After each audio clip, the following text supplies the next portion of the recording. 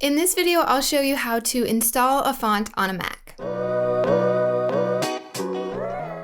So once the font is installed onto your computer, it'll typically be in a zip file. So you just double click that and it'll open up this folder. Then for each individual item in here, you just double click the file, hit install font, and then it will be installed on your computer. Then you just go through and do that for all the different files. This text file, of course, you don't need to do it for there, but for all these TTF or OTF files. And that's how you do it. If you have any questions, let me know in the comments. If you want to learn more about doing your own design for your business, check out our free DIY design guide. We've got a link for you in the description. If you found this video helpful, hit the like button, subscribe, and hit the bell. See you next time.